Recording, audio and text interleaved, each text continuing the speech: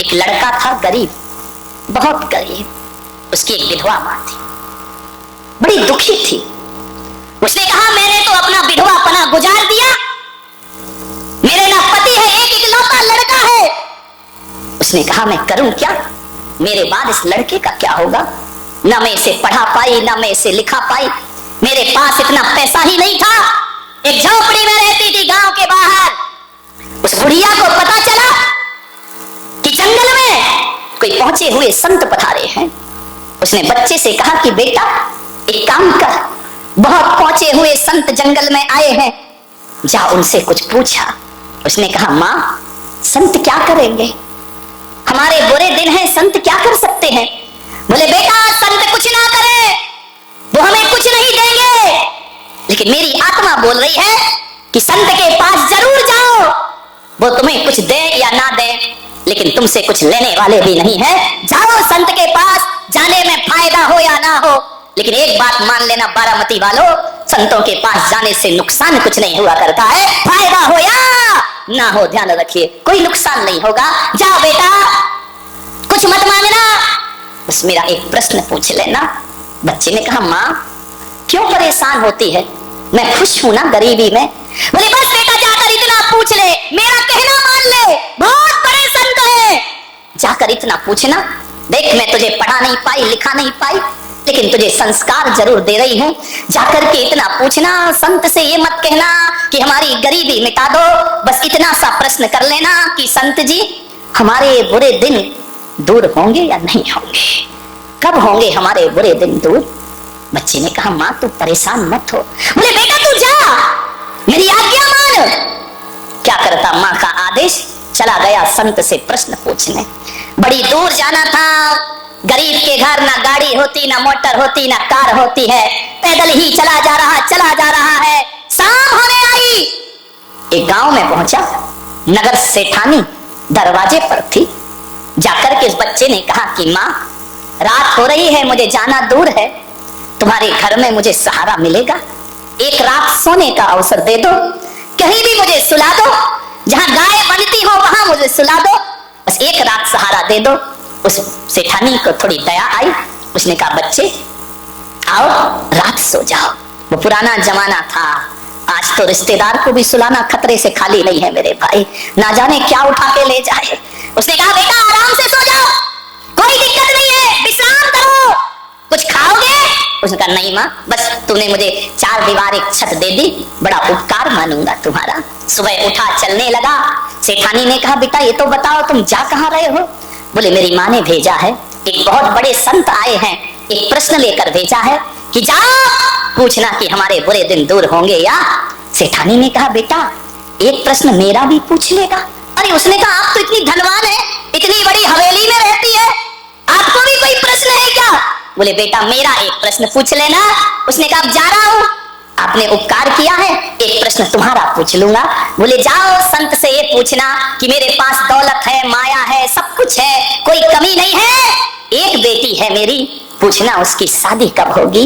वो बोलती नहीं है बेटा, गूंगी है, जाके पूछना ये कभी बोलेगी या नहीं बोलेगी। उसने कहा पूछ लूंगा। आगे बढ़ा, एक किसान का खेत पड़ा, 12 बज गए, भूख लगी। किसान से बोला कि मुझे भूख लगी है। किसान दयालु था, घर से रोटी आई थी, चटनी आई थी, भाजी आई थी। उसने कहा आ बेटा तू भी खा ले और मैं भी खा लेता हूँ। पहले के वो लोग थे कि भूखा आए तो अपना खाना खिलाते थे, पहले के लोग ये सोचते थे कि कोई आवे तो हम खावे, और आज के सोचते कि ये जावे तो फिर हम खावे। विचार करिए, किसान ने खाना खिलाया। किसान ने कहा कि बेटा तू जा कहाँ रहा है।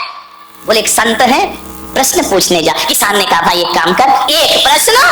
अरे उसने कहा जहां जाओ वहां एक प्रश्न है।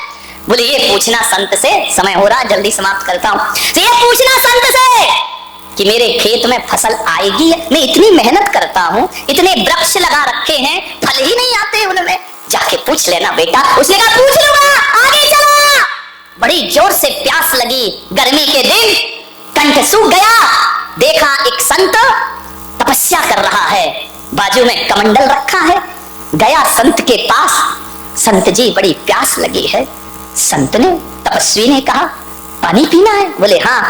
कमंडल दिया, बोले ले पी ले पानी। एक बात तो बता, कहानी मालूम है? तू क्या कहा रहा है? बोले एक महासंत आए हैं, एक प्रश्न। बोले एक काम कर, मेरा भी।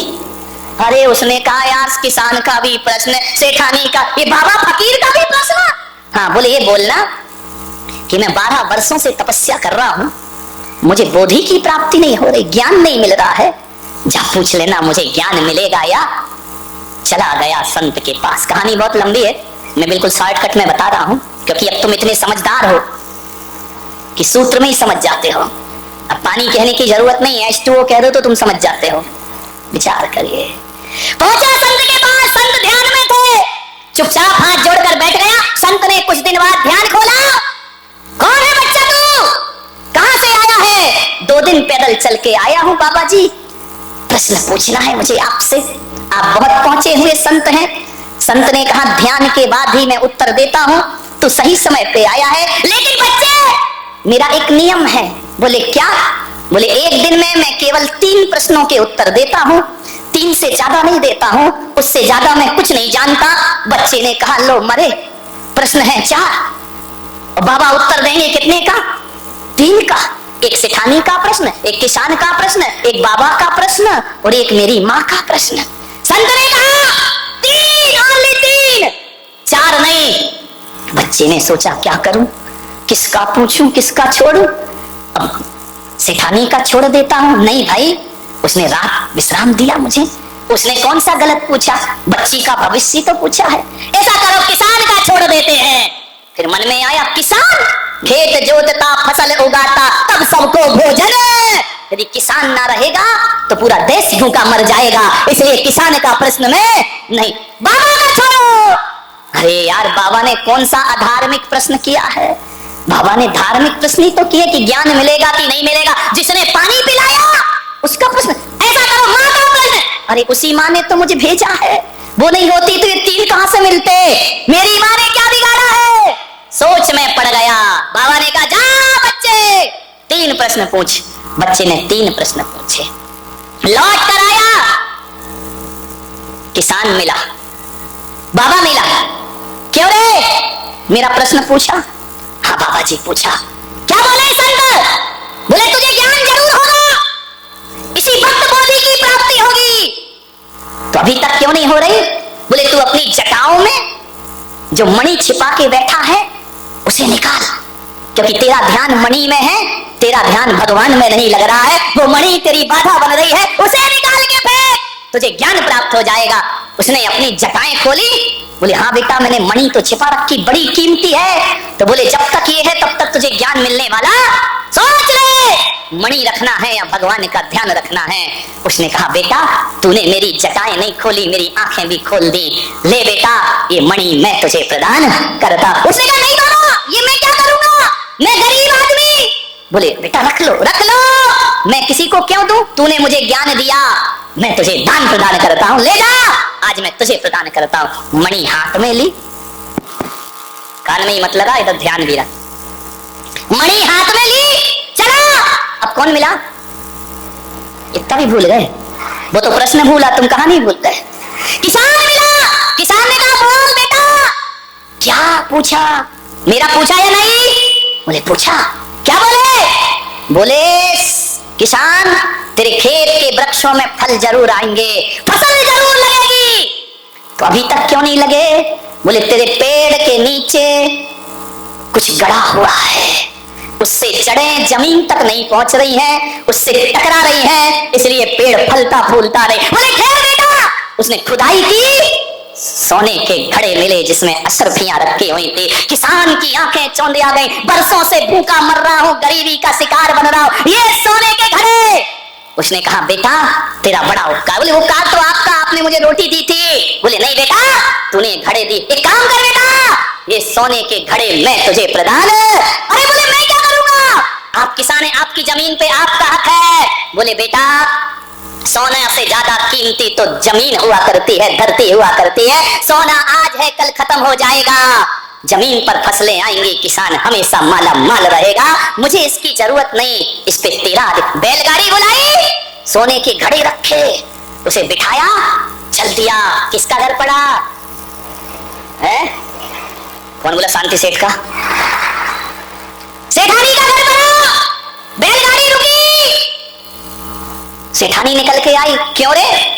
पैदल गया था। बैलगाड़ी ये क्या भरा है पीछे? बोले मुझे नहीं मालूम अम्मा। मेरा प्रश्न पूछा? बोले हाँ पूछा। क्या बताया? बोले तेरी लड़की की शादी जरूर होगी। जरूर होगी? बोले हाँ। कब होगी? बोले जिस लड़के को देखकर तेरी लड़की की आवाज वापस आ जाए वही उसका पति होगा। इतने में पीछे से लड़की दौड़ी आई, लड़के पे निगाह पड़ी, उसने आवाज लगाई, अम्मा मैं बोलने लगी हूँ। अम्मा ने कहा हो गया बेड़ा, पकड़ा दूल्हा बनाया। कौन बोला? विठ्ठल काश हम होते कि कोई नगर सेठ का लाव लश्कर जा रहा होगा। दूल्हा बना लड़का, दुल्हन उतर रही है। माँ ने पूछा कहां से पधारे हैं आप? बोले पधारा नहीं, मैं तेरा बेटा। तू मेरा बेटा? पागल, ये कहां से चुराया? अब गरीब क्या सोचे भाई, तू वापिस कर क्या? मैंने तुझे मना किया, मैंने तुझे संत के पास भेजा था। बोल मेरा प्रश्न पूछा या नहीं पूछा? बोले माँ प्रश्न तो नहीं पूछा लेकिन उत्तर साथ लेकर आया हूं। बोले क्या साथ लेकर आया है?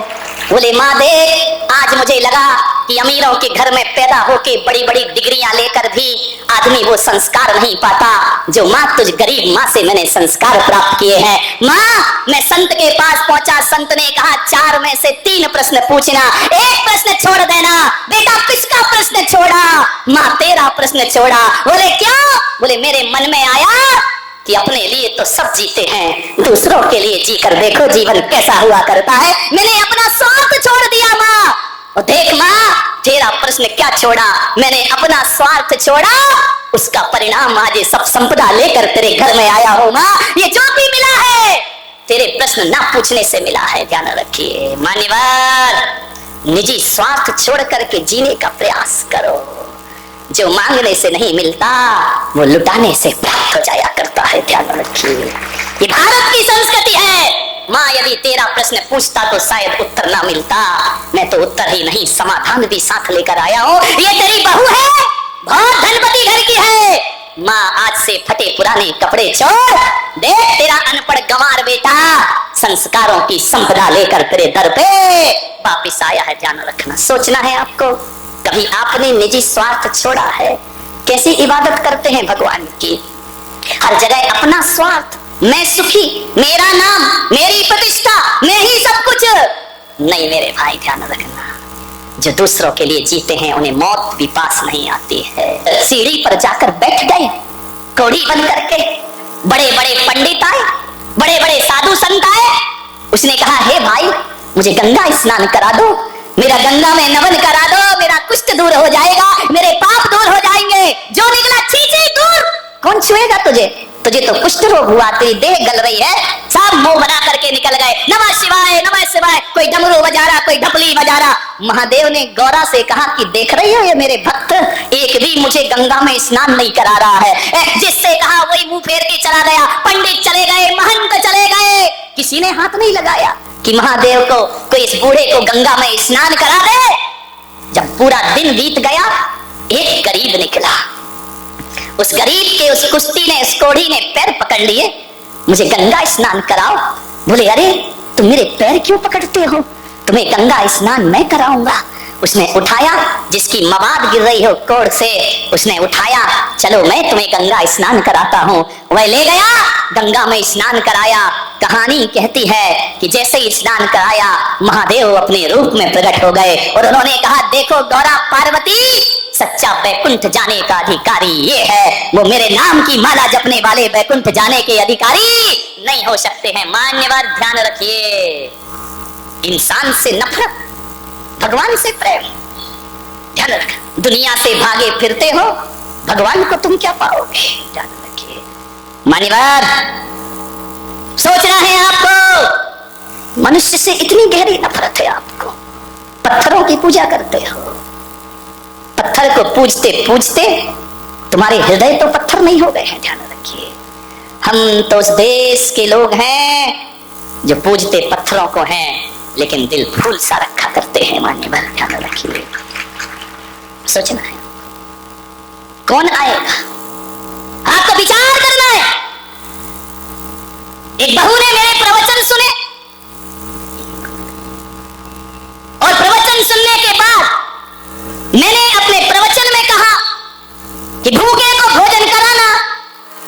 पुण्य का काम है, प्यासे को पानी पिलाओ, भूखे को भोजन कराओ। सुबह उठकर सबसे पहले यही काम होना चाहिए।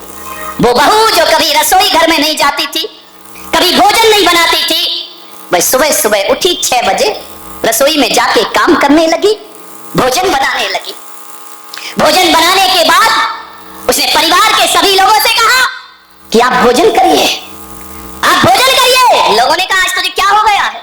रोज तो सास कराती थी, रोज जेठानी बनाती थी, आज तुझे क्या हो गया? बोले बस एक प्रवचन में मेरी जिंदगी बदल गई, अब आप लोग भोजन करिए। बोले क्यों? बोले जब तक सब भोजन ना कर लेंगे तब तक मैं खाना खाने वाली नहीं हूं।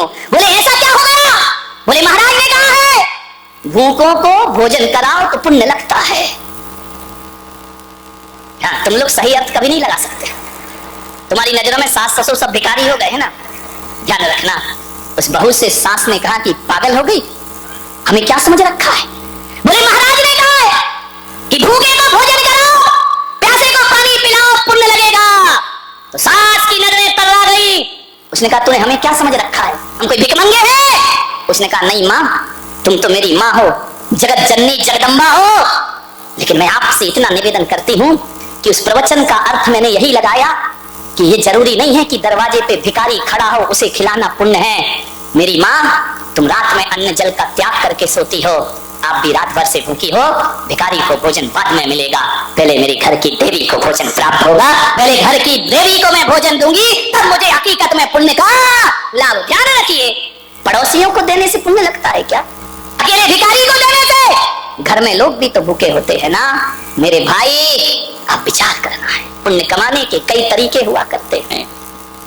उस दिन से उस बहू ने संकल्प कर लिया कि नहीं, अब सबसे मैं लास्ट में भोजन करूंगी। तो बोले तू आखिरी में भोजन क्यों करती है? बोले जैसे देवता को चढ़ाने के बाद प्रसाद लिया जाता है, पूरा परिवार भोजन करे, मैं परिवार की पुजारिन हूँ, सबसे आखिरी में प्रसाद ग्रहण करती हूँ। यही मेरे जीवन का एक आदर्श हुआ करता है। घरों को आदर्श बनाओ, घरों को उजाड़ो मत, घरों को बर्बाद मत करो, जिंदगी को स्वर्ग बनाने का प्रयास करें।